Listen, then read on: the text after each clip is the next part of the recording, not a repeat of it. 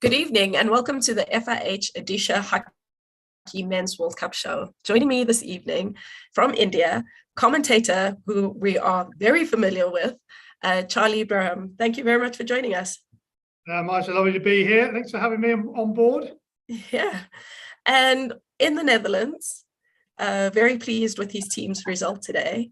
Olympian, former Dutch international, Chairman of the FIH Athletes Committee, Regier Hofman. Thank you very much for joining us. It's really nice to be here again. Yeah. So guys, we are through, we know which teams have made it through to the semifinals. Charlie, let's just reflect back on the quarterfinals played yesterday. You were commentating the Australia-Spain game. What were your first takes on that 2-0 lead that Spain, how Spain started the game? Yeah, well, I mean, it's exactly the start that they needed to put Australia under a bit of pressure. But, you know, we're talking about Australia here in the Commonwealth Games semi-final against England.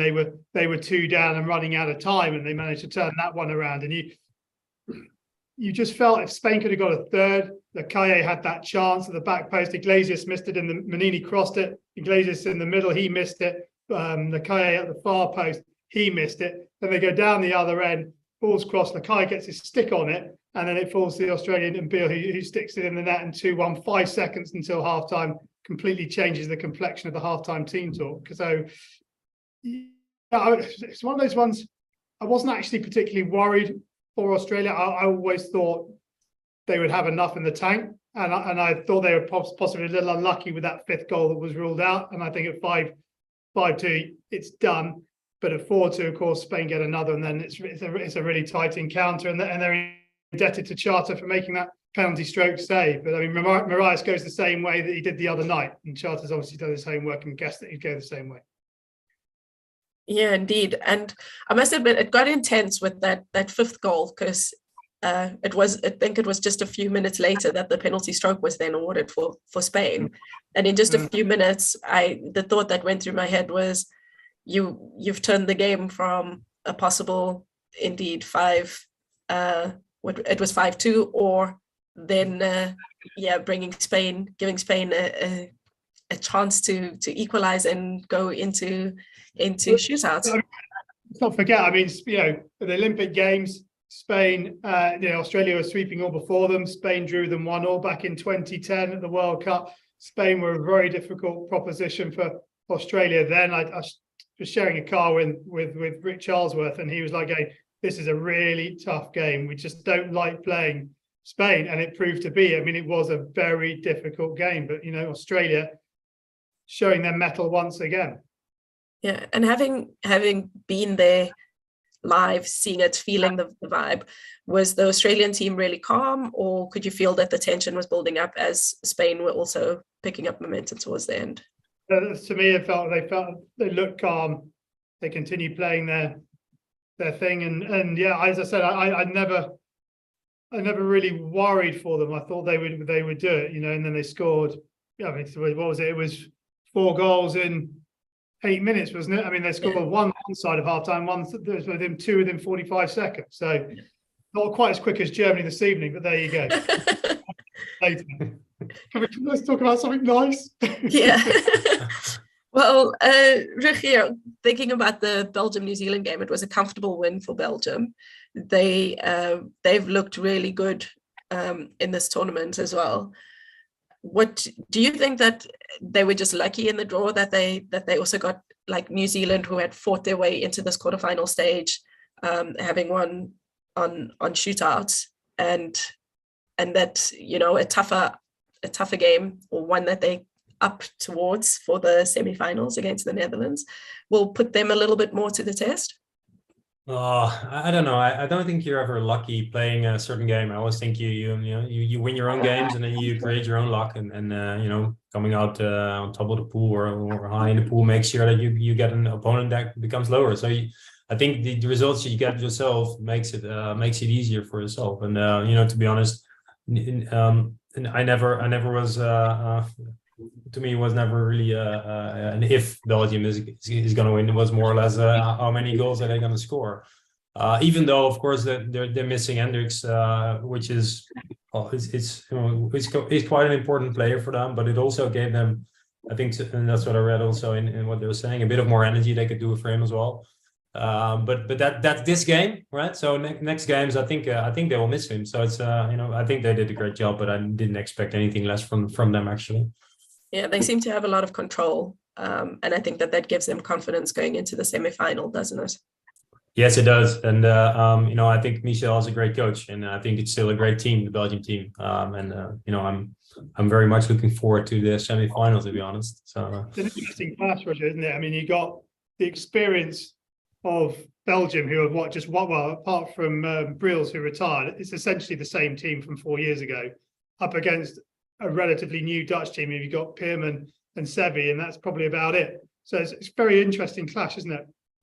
Yes, it is. It is a really interesting clash, and from a Dutch perspective, it's great looking at the Dutch team doing it in the way they're doing it, because there are new players, it's a new team, it's a new atmosphere, it's a new, maybe even new culture that they're having, and that looks great. And well, we know the Belgium are doing great, and like I said, Michel is a great coach, and so I think it's going to be a great clash. And to be honest, I'm not really sure where the Dutch team did great, of course, in the tournament up until so far. If you're talking about your own performance and being lucky, they performed, and they were they had maybe an easier opponents up until now, and I think the semi-final is going to put them somewhere.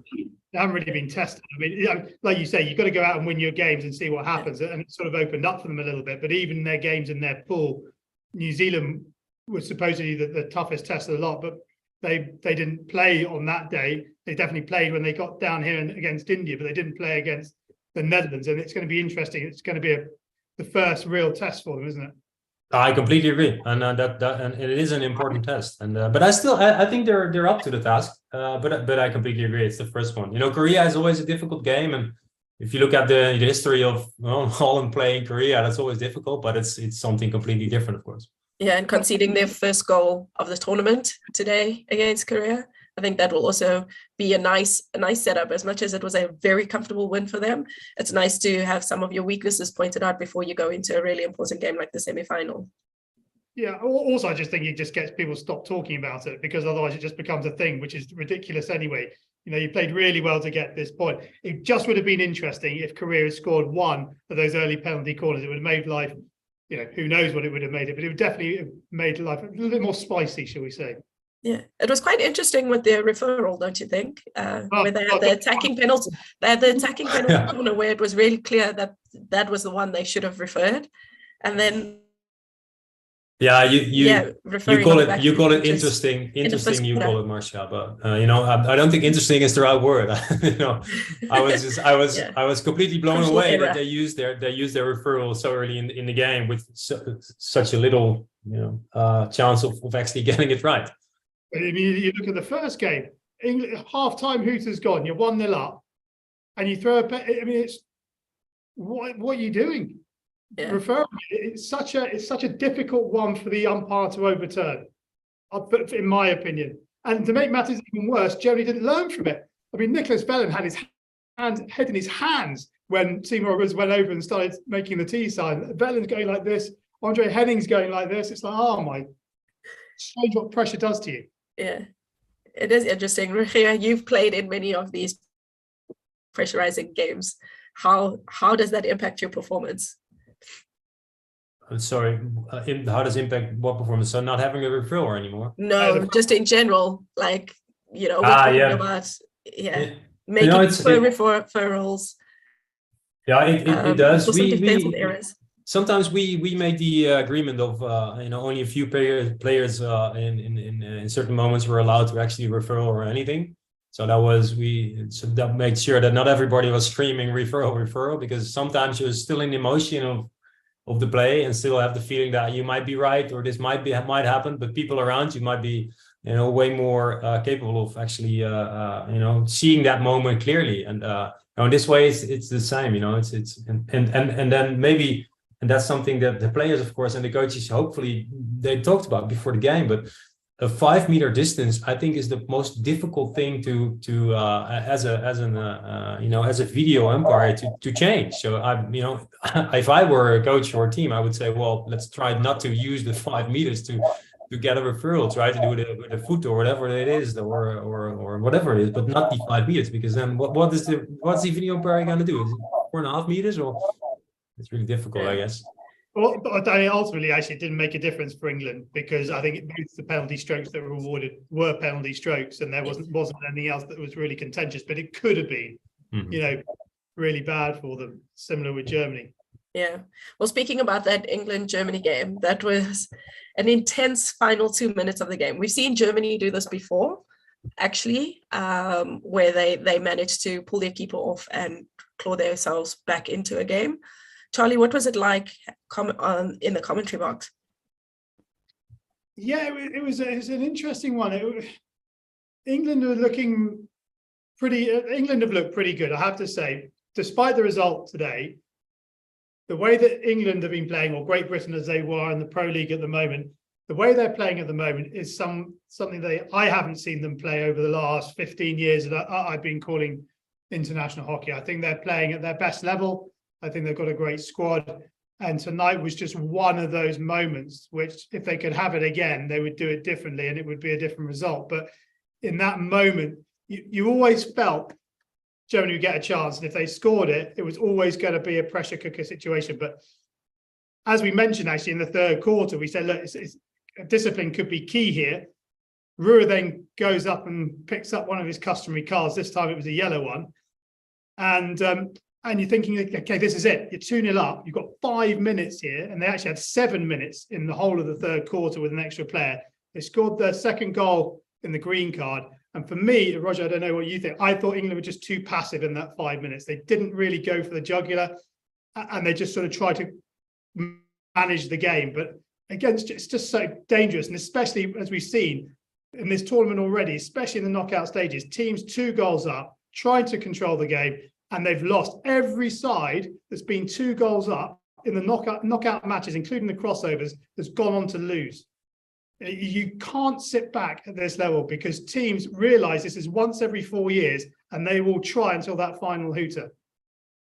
Yeah, so that gives the word control a completely different perspective, right? So trying to control the game actually means getting the ball and try to attack and score another goal, right? So control, what does control mean, right? Does it mean, start defending really good with everybody? Or, I strongly believe that if that's your mindset, then, that's what you're getting, right? Then you're getting that 5 minutes only defending, and as you said, I was watching the game and I was, I think England was better, most of the game, but I was watching it with a friend, and we said together, we said, well, Germany is going to get their chance in the last 2 minutes. They're going to get it, and they didn't get one chance. They could have won in the regular time, which was actually crazy, because, like I said, the first 57 minutes of the game, I think, well, England was way better, actually, but they didn't kill it. I strongly believe that you're correct. They didn't. They could have finished it off, and they didn't. Yeah, it's amazing the number of quick goals we've had. What was it? The Korea game the other night. Yes. What was it? They scored a goal, and then 47 seconds later, who were they playing? I can't. So many games. Was it Argentina? Yeah, Argentina. And then they scored again, and Argentina scored 45 seconds later. Well, England beat that. It was 40 seconds between Brambush's, Mats's goal and Tom's goal. Yeah. Just bonkers. Yeah, well, it has been a really exciting tournament thus far. I must admit, I've been really pleased with, some of these results have gone the way we expected them to go. So you expected Australia to beat Spain, and you expected Belgium to beat New Zealand. But some of the games have been a lot more exciting than anticipated. Have the fans also felt that, Charlie? Yeah, interesting, because during the pool stages, it was all very much on the world rankings, and there was no real upset. Obviously, with games like Belgium, Germany, that's going to go either way, or England, India, that's going to go either way, And then you think, oh, okay, well, maybe New Zealand might give the Dutch a run for their money, but they didn't, and that was a bit disappointing. And Argentina and Australia played out the draw. So there was a sense of, yeah, okay, this is just going by the book here. And then, of course, we get the crossovers, and throw that out the window. This is crazy stuff. I mean, it's great. I mean, from a neutral's perspective, I guess it's just disappointing India don't go deep into the competition. It's just wherever you are in the world, you always want the host to go far because it just creates a better atmosphere. But take nothing away from New Zealand's performance. They were excellent that night. And the teams that have caused the upsets have deserved it. They played exceptionally well, and it's made for gripping watching as far as I'm concerned. Indeed. Yeah, and of course it's a good thing that there are more teams actually capable of winning, from the high teams. So that's always a good thing, right? So that's the scores that you want to have. You want to have a lot of goals, I guess, but you want to have a lot of goals close to you want to have the 5-3s and the 4-3s and the 5-5s. Those are great games, and then it's close, and then teams can really, that's nice to watch as well. It gives them the belief, doesn't it, that it can be done. Otherwise, if it's always the top 5 or 6 always winning, it's like, well, Yeah. But anyway, it's been good. It's been very exciting. Yeah, and looking forward to the semi-finals. So we'll see New Zealand take on Belgium. I mean, the Netherlands take on Belgium, and Australia take on Germany. So yeah, Charlie, Australia, Germany. Yeah, that's the first one. Just had confirmation of the order of play. So that's going to be the first one played on Friday. Yeah, I mean, even before this tournament started, for me, it was any one of the top 6 or 6 teams could win this. For me, there isn't a standout favourite. I think Australia look a little susceptible at the back, but they've still obviously got the firepower going forward. Their penalty corners are seemingly way better than anybody else's in this competition. I'm not quite sure how or why that is. But you write off Germany at your peril, I mean, they know how to win hockey matches. They know how to win sporting matches, not necessarily hockey. So I think both are going to be very, very close. And I hope they live up to the expectation that we think that these games might be.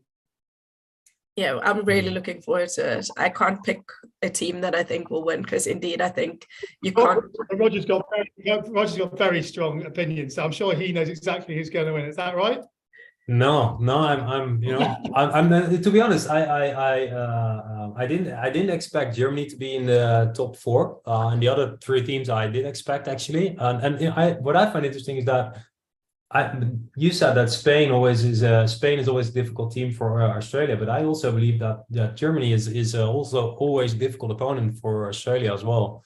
And of course Belgium Holland is going to be a hard game, a difficult game for both teams. But I just really like the games.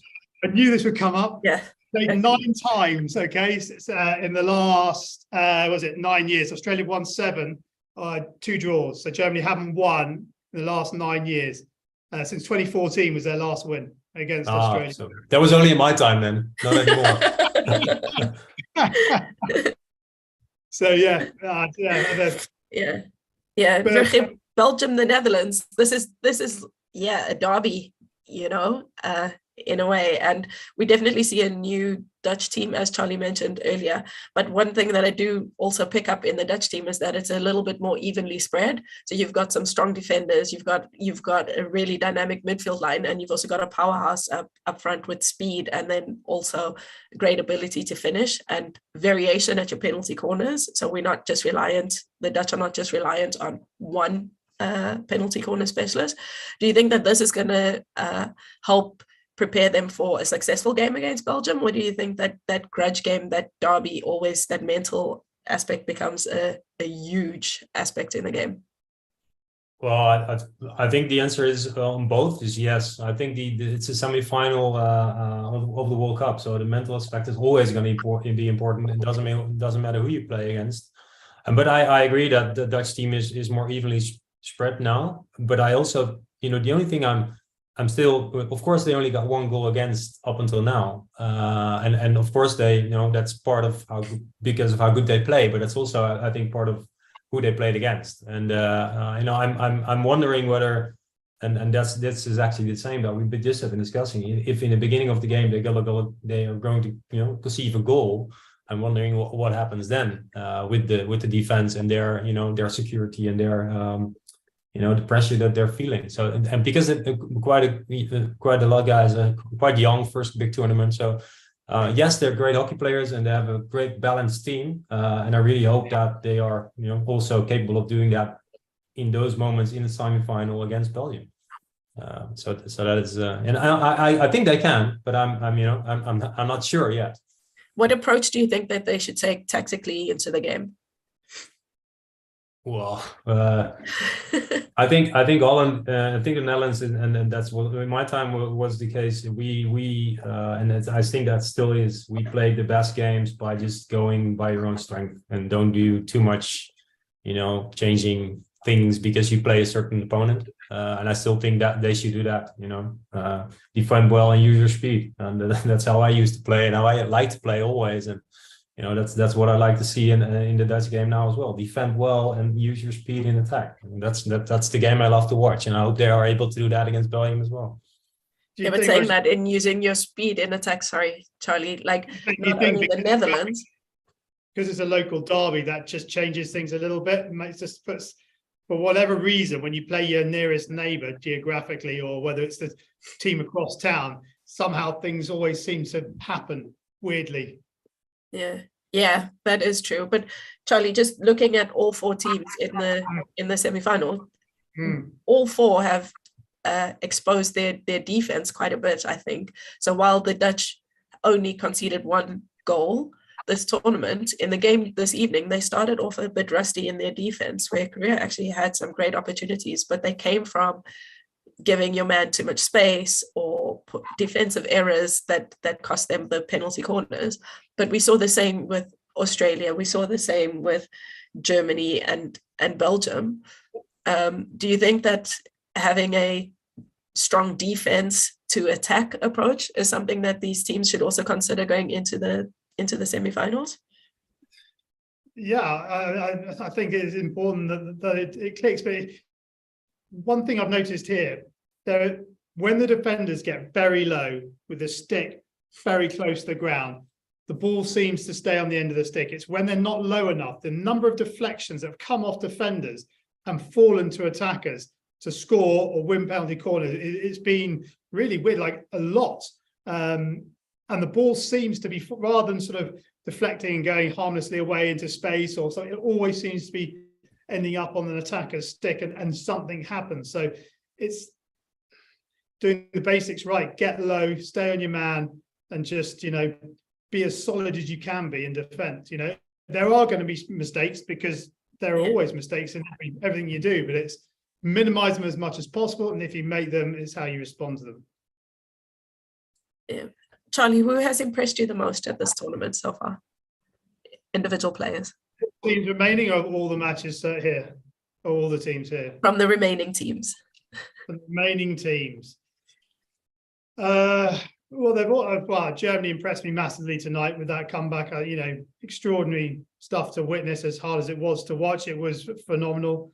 The Dutch have just looked, in control, but they've got some stiff. They're going to have two very difficult games if they go. Well, they're definitely going to have two difficult games, whether it's the gold medal game or the fourth playoff game. They're going to be two tough games coming up, and that, like you said, like I think we said, there isn't one clear favourite. Everyone's impressed in parts, and everyone, you think, there's just a little bit of a weakness there that we might be able to exploit. And it's who can clean up those little chinks or perceived chinks that will last the distance. And Rogier, which players have impressed you the most? Well, I have to be honest on that part. I didn't watch all the games. But what I do find interesting, and then looking at the midfield, because that's what that was my favorite position. I didn't always play there. I used to play in the front as well, but that was my favorite position. And but what I've noticed now is that the defending part of the midfield, I think that's gonna be key in the next games, and that's one of the things that actually I was really interesting for me to watch, because to give you an example, I never wore a glove when I was playing, right? So I was never that hard of a defender, never that low, and so I was always a player who find it the guys that make the nice attacks, those are the most important players. But to be honest, now watching these games, I think that the defense on the midfield is going to be key. And I think a lot of teams did that actually great. So I don't have one player or a few players that stand out to me, to be honest. Yeah, that's quite interesting, because I think that we're definitely seeing more team performances come through, and no individual player that stood out head and shoulders above the rest. We're seeing great goals, indeed. I think goalkeepers have been amazing this tournament. But I don't know, Charlie, do you agree or do you disagree? Yeah, I think there's been if only Van Nobel had stuck that goal away last night down the right-hand side. That would have been a goal for all seasons, wouldn't it? I mean, credit the keeper though. I mean, he got a shoulder to it to put it over the bar. But yeah, I agree. I think it might be a case of what might have been for India. I thought Hardik was excellent in the first two games for India, and that was a big loss when he had to be substituted. But I agree. I think Ollie Payne was exceptional in the England goal. But through the first three matches, and he made a fantastic save tonight, even though the whistle had gone and they had the penalty stroke. It was a phenomenal save, spreading himself to his right-hand side. But I agree. I think the goalkeepers have been excellent. But I just think it's an involvement of the sport. You see the penalty corners now. Everyone used to talk about 1 in 3. Yeah, it doesn't happen because the defenders have spent so much time defending penalty corners. You're now down to under 20% apart from Australia, So yeah, it's just been impressive to see how little parts of the game have evolved. Yeah, indeed. Well, that is the end of our time for this evening. Charlie and Regeer, thank you very much for joining me this evening. I am looking forward to watching the semi-finals, and indeed looking forward to seeing how it unfolds. Thank you. Pleasure, Marsha. Thanks. Good.